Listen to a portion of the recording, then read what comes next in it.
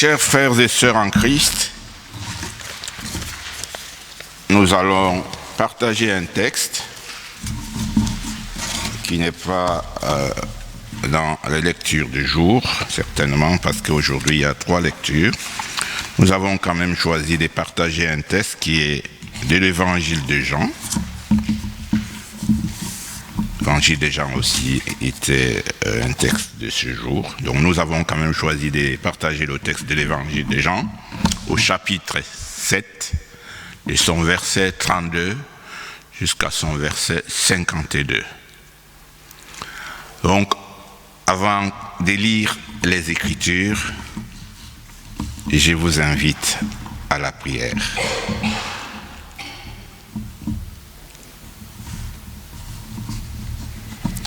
Seigneur, toi qui connais nos cœurs, toi qui connais la densité de notre esprit et notre vagabondage, notre dispersion, toi qui connais nos expériences de ce monde plus que nous-mêmes, permets qu'en ce moment et en ces lieux, nous puissions écouter avec tes oreilles, nous puissions voir avec tes yeux et aimer avec ton cœur les paroles qui seront lues et communiquées entre nous. Nous te le demandons au nom de Jésus-Christ, notre Seigneur. Amen.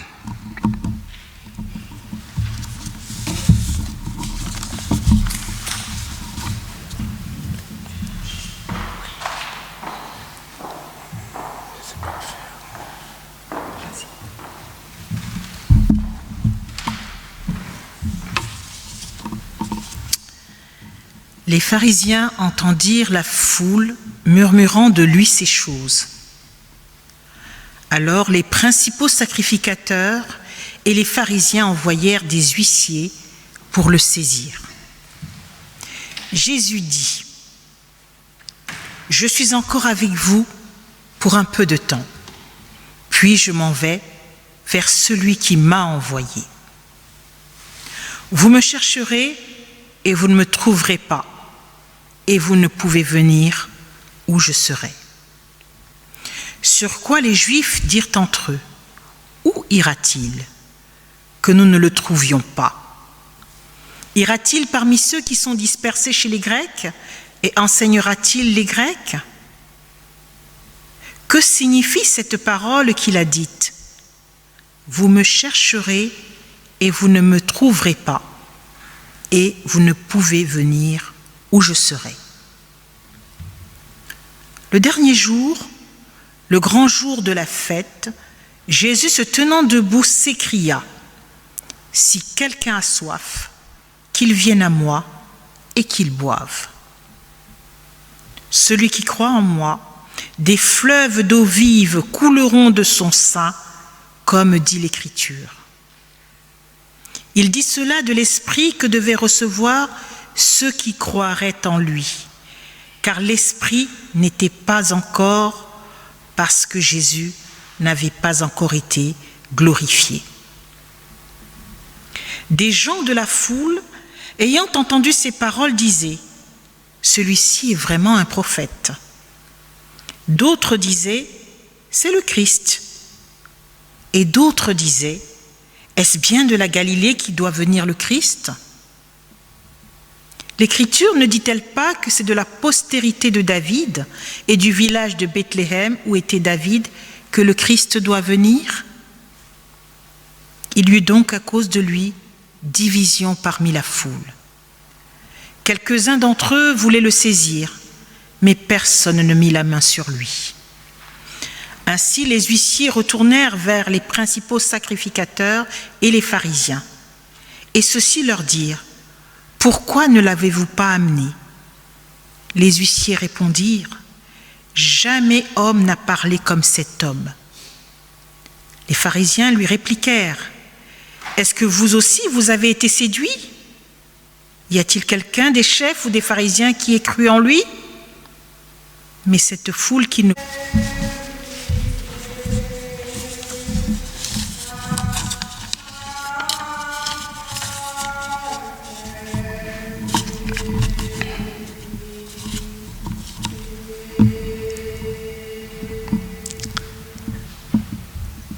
Ô Seigneur,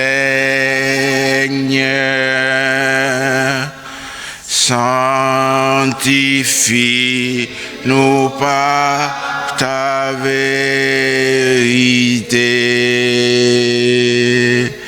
Ta parole est vérité.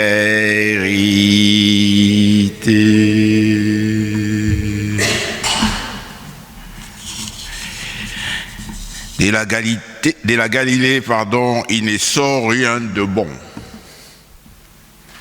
Donc c'est comme ça, tout ce qui vient de la Galilée ne vient pas de la Judée ou de Bethléem, ne vient pas de la grande ville de David, le grand roi.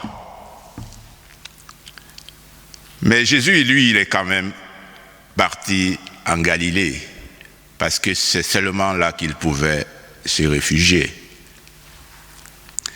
Jean nous fait découvrir encore une fois le Jésus humain. C'est lui qui vit comme toi et moi, avec les approches qu'il a entre les uns et les autres, et les haines qu'il suscite. Non pas ce qu'il a fait, il n'a jamais tué, il n'a jamais volé, et les haines gratuites qui suscitent sa présence. Jésus arrive donc le dernier jour à cette fête de cabane, que les Juifs appellent encore Sukkot. Cette fête se passe après le Yom Kippour, le jour du grand pardon. Pourquoi le dernier jour? Est-ce qu'on arrive à une fête le dernier jour? Le dernier jour, on peut plutôt décider de s'en aller.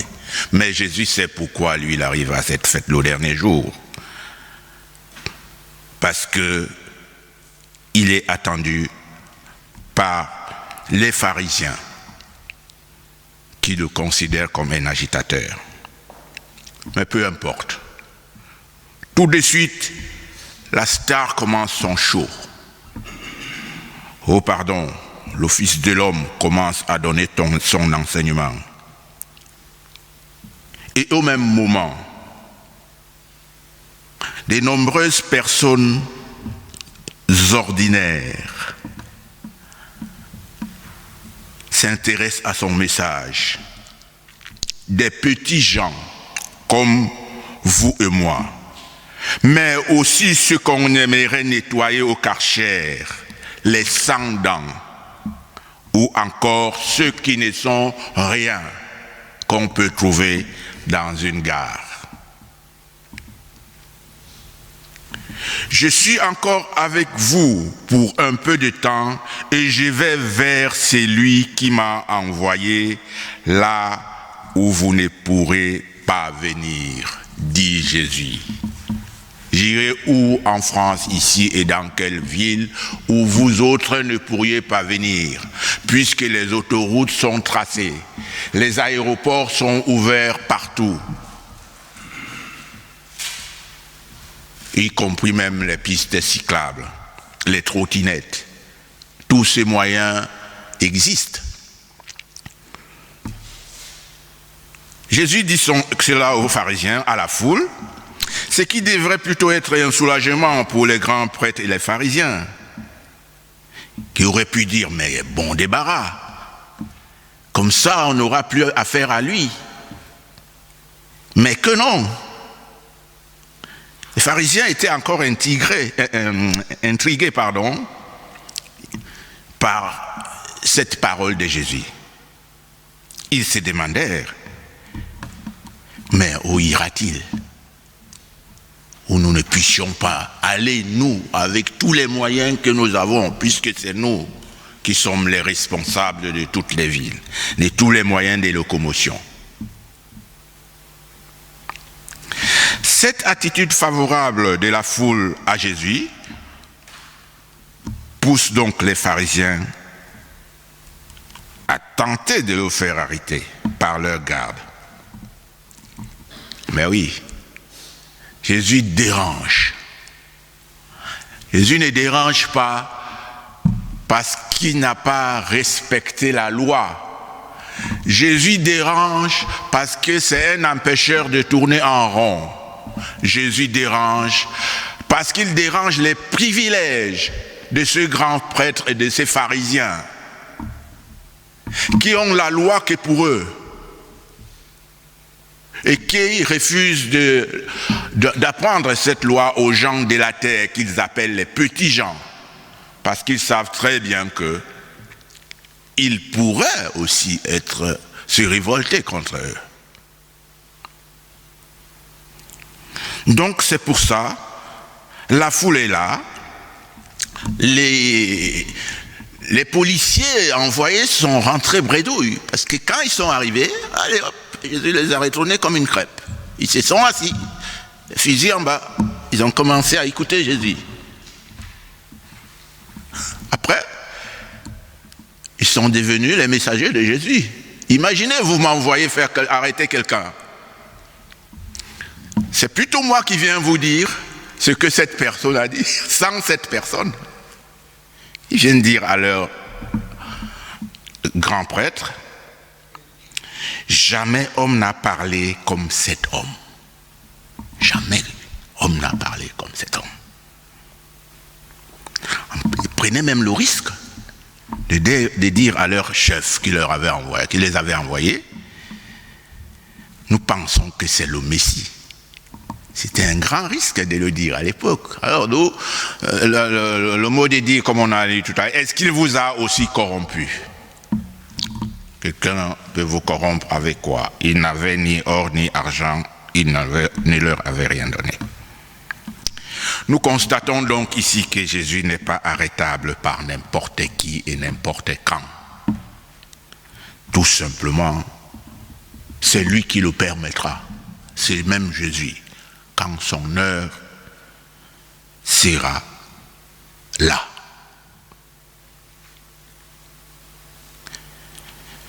Nous remarquons que même la ferme intention du pharisien Nicodème qui est membre du Sanhédrin, qui est le premier disciple de Jésus, on peut voir ça dans Jean, j'ai cité 3 fois, et qui rappelait à ses semblables que leur propre loi interdise de condamner un homme sans l'avoir écouté. Cette intervention de Nicodème ne trouvera aucune issue favorable pour Jésus. Nous avons ici la démonstration que tous les pharisiens ne sont pas à mettre dans le même sac. C'est comme on peut avoir un groupe de personnes, on ne va pas mettre tous les Italiens dans le même sac ou tous les Espagnols dans le même sac parce qu'il y a des différences. Mais nous qui sommes ici ce matin, qui sommes-nous à cette fête des cabanes? Sommes-nous des grands prêtres et dignitaires pharisiens? Sommes-nous le peuple de gens de la terre, comme aimaient le rappeler à l'époque les docteurs de la loi, pour marquer leur mépris à leur égard? Ou bien encore, comme nous sommes là ce matin, sommes-nous enfin ceux qui sont venus avec Jésus à cette fête? Que sommes-nous venus entendre à cette fête?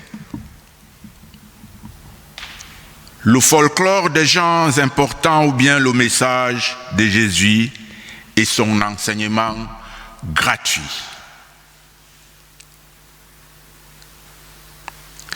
Nous remarquerons ici qu'à chaque moment où Jésus tente d'incliner son enseignement et surtout son identité de fils de Dieu, c'est même Dieu qui n'est pas inconnu des grands prêtres et des pharisiens, il risque sa vie, mais ne se décourage pas pour autant.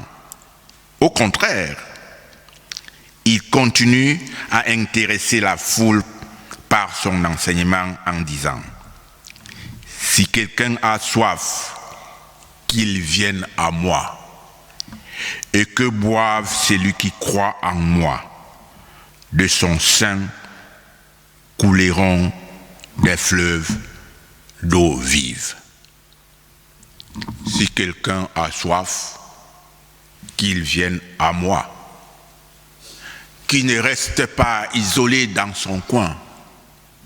Je n'utilise pas la contrainte pour aller le chercher, bien que je puisse le faire. J'attends son adhésion.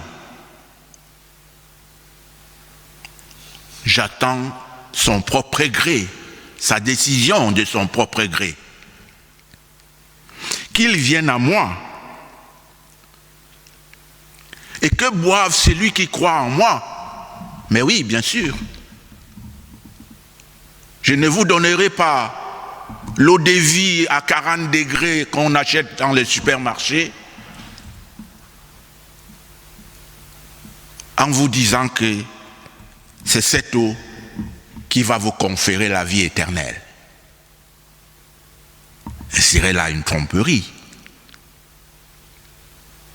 Parce que de l'eau dont Jésus parle ici, vous venez la chercher par votre adhésion. Et en votre sein, des fleuves couleront des fleuves d'eau vive. Vous quitterez donc du champ de celui qui vient chercher de l'eau à celui qui est branché au réseau de l'eau vive, de l'eau de la vie.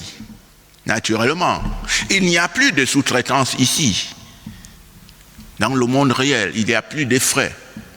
Comme on connaît des sous-traitances, quand vous faites quelque chose, il y a un qui passe par l'autre, qui fait son prix, l'autre fait son prix, l'autre fait son prix, et vous arrivez à payer le prix global. Parce que c'est vous qui avez besoin de ces services. Non, Jésus ne fait pas cela. Il vous rend autonome. Il vous rend libre. Parce que c'est cela sa vocation. Vous devenez la source de la source. Mais attention, la fonction originelle de la source, c'est quoi? Est-ce que c'est de retenir l'eau? Est-ce que si la source retient son eau, au bout de quelques heures, elle restera encore la source? Non. La source deviendra une espèce de piscine polluée qui n'offrira aucune santé à qui que ce soit, où on jettera plutôt des choses. Mais la source fait couler son eau d'une façon désintéressée. C'est cela la vocation. C'est vers cette action que Jésus nous invite. Donc, frères et sœurs en Christ,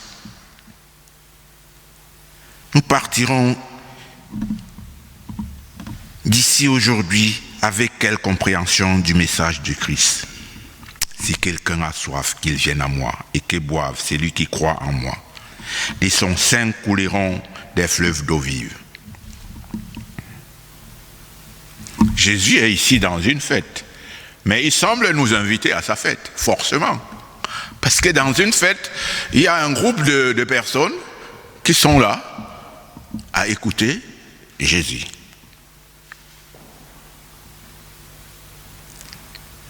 C'est donc cette condition que Jésus pose, la simple condition de croire en lui. Le Saint-Esprit viendra donc en nous dès qu'il partira. Parce que jusque-là, Jésus est avec nous, il nous dit ça. Il n'est pas encore glorifié. Nous nous rappelons très bien qu'il a été arrêté, qu'il a été crucifié, qu'il est mort et ressuscité, mais ça c'est derrière nous. Ce qui nous intéresse maintenant, c'est ce qui est devant nous. Le Saint-Esprit, qui va arriver. Comment l'attendrons-nous?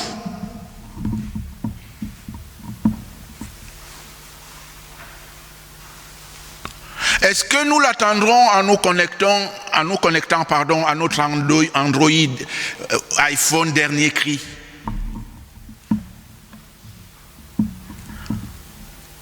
Qui n'a d'ailleurs aucune résistance à l'eau.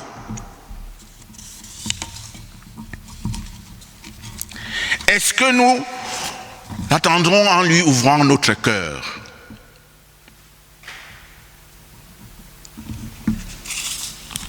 Il faudrait qu'on prenne une décision.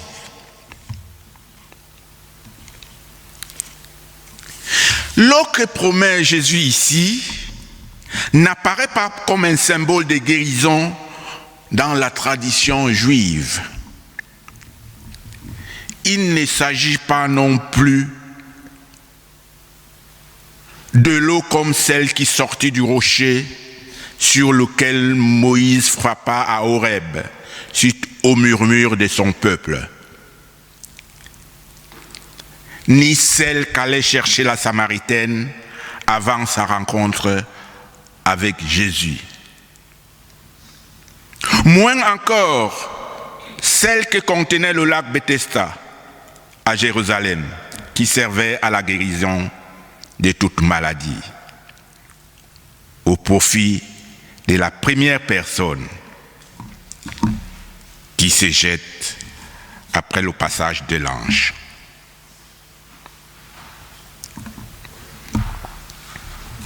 L'eau dont nous parle Jésus ici, ce n'est pas l'eau de la guérison, c'est l'eau pour la vie éternelle. Parce que de la guérison d'une maladie, vous pouvez encore rechuter. Mais de l'eau de vie, vous avez une vie éternelle, sans maladie. N'est-ce pas? Cette eau ne provient donc d'aucun élément souillé du monde. Cette eau a surgi du flanc même de Jésus. Souvenez-vous. Jésus porte lui peu d'intérêt à cette eau de guérison. Dans les 3 exemples que je viens de vous donner, le peuple de Moïse n'avait pas définitivement résolu sa soif. La Samaritaine, avant sa rencontre avec Jésus, n'était pas épargnée de cette manutention d'aller puiser l'eau au puits, qui pouvait aussi menacer de tarir un jour.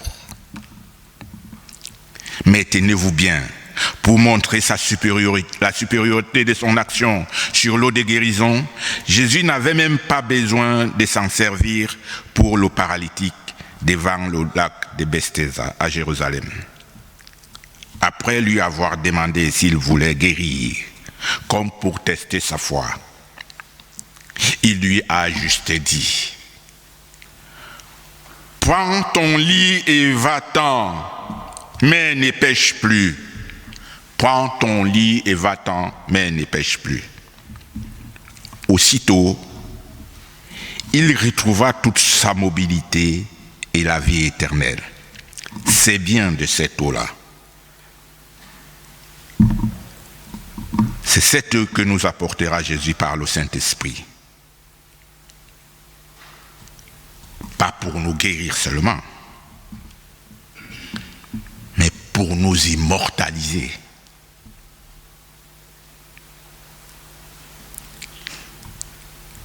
Cette eau de vie sera véhiculée en nous,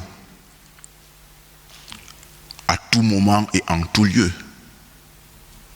Il n'y aura plus à dire Jésus est à Bethléem, on va l'attendre en Judée, non.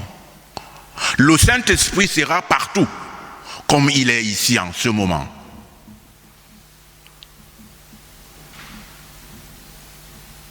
Le nôtre, qui sera encore secoué dans quelques jours, parce qu'on l'a reçu la dernière fois. Parce que c'est chaque année que nous faisons la révision. Il n'y a pas d'oubli. Mais c'est un flambeau que nous devons tenir. À nous aussi, frères et sœurs en Christ, qui souffrons des maladies du corps et ou de la pensée, Jésus peut aussi nous dire: prenez votre lit et allez-vous-en parce que vous croyez en moi. Peu importe des pharisiens qui veulent trancher en disant rien de bon ne sort de la Galilée. Pour Jésus, il n'y a pas de temps, il n'y a pas d'espace. Avec quelle compréhension nous partirons donc ici avec le message de Jésus? Qu'est-ce que nous pensons que Jésus voudrait qu'on entende de son message?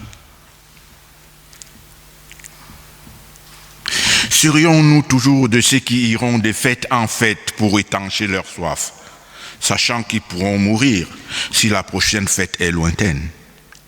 Serions-nous de ceux qui, bien que connectés gratuitement au réseau de vie par le Saint-Esprit, choisiront de reconditionner cette eau en petites bouteilles pour la vendre aux plus offrants? Pour ce qui nous concerne, notre engagement, c'est de suivre le Christ et d'être connecté à son réseau d'eau de vie grâce au Saint-Esprit quand il viendra, et de devenir une source intarissable d'amour autour de nous. De n'être jamais l'enfer pour personne, mais un coin de paradis pour beaucoup. Car ce que nous avons reçu gratuitement, nous devons aussi le donner gratuitement. Au nom du Christ. Amen.